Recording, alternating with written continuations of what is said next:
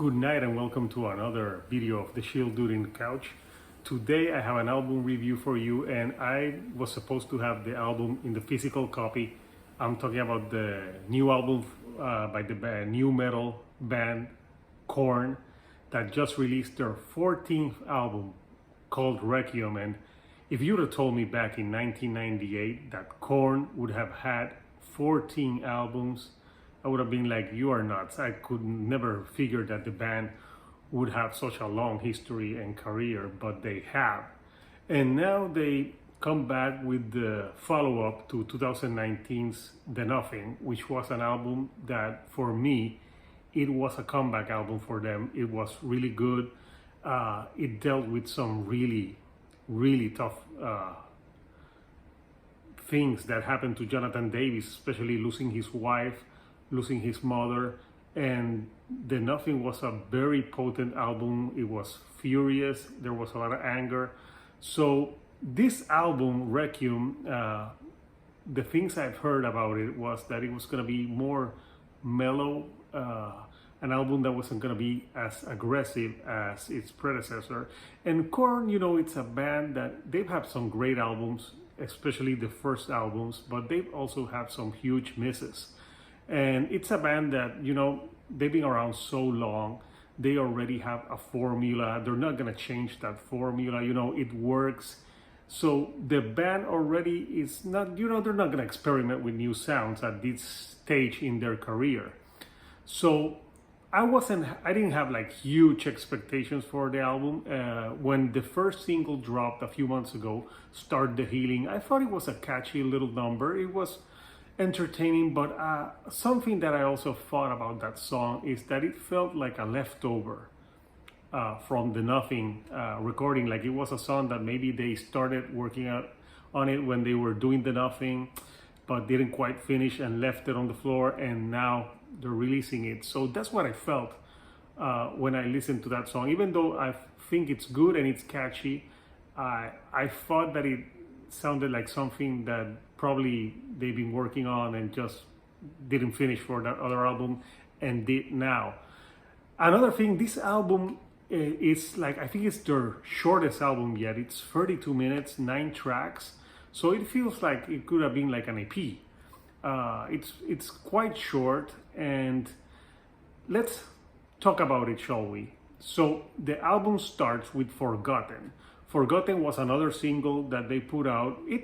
It's not a bad song. It's a decent song, but it's also nothing that you would say like, oh my God, this is great. This is like follow the leader shit from Korn. No, it's okay. You know, it has a good guitar intro and it gets you pumped, but you know, it's not an intro like when Korn released their first album, Blind, or It's On in Follow the Leader, or Twist in Life is Peachy. Those opening songs are opening songs that really grab you. Forgotten is just another song, you know. There's nothing special about it. There's nothing that I would say like it's really ear grabbing or attention grabbing in that respect.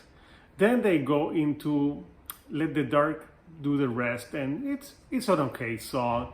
It has some nice parts of chanting, but nothing major. And the fourth song, Lost in the Grandeur, was a song another single that they released, and it has like a weird guitar thing sound. It sounds like they're doodling with the guitar, but you know, nothing like really like fancy. It's like a but it doesn't go anywhere.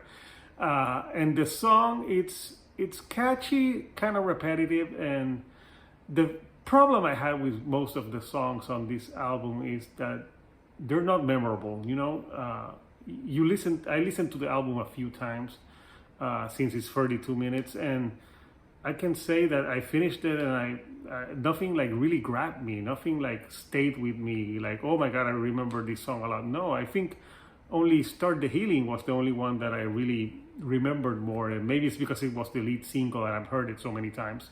But I think it's the only one that has like that real catchiness and maybe more memorable with the other tracks. Then they have Disconnect, Hopeless and Beaten, Penance to Sorrow. They're okay songs. They're not bad, but they're not great. And My Confession, it was okay, and nothing that hasn't been done by Korn before better. And the album closes with The Worst Is on the Way, and on that song, Jonathan tries to do some of the, scatting vocals that he has had in the past, like on Freak on a Leash, when he goes, something like that. I can't do it, I'm not a singer. But it doesn't sound as great as what he did back in the day. But this is a band that's been around so long. To me, the problem with this album is that it sounds like they're on autopilot, they put out an album, but I didn't feel the way that they worked the Nothing. The Nothing felt very urgent. It felt like an album that like Jonathan, you could feel his pain. On this one, I didn't feel his pain. I thought it was an album that it went by okay. There's some decent songs on it, but there's nothing that really grabbed my attention as a whole. I think it's an album that I don't think I'm gonna go back to it as much as other Korn albums in their past discography.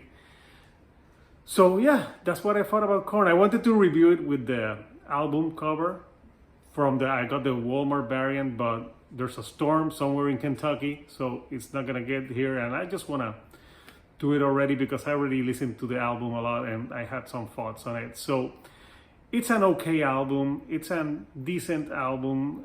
Not bad, not great. It's what I would call Korn light. So what did you think about this album? Did you like it? Did you think it was okay?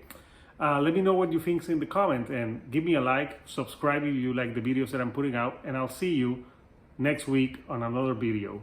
Thank you and good night.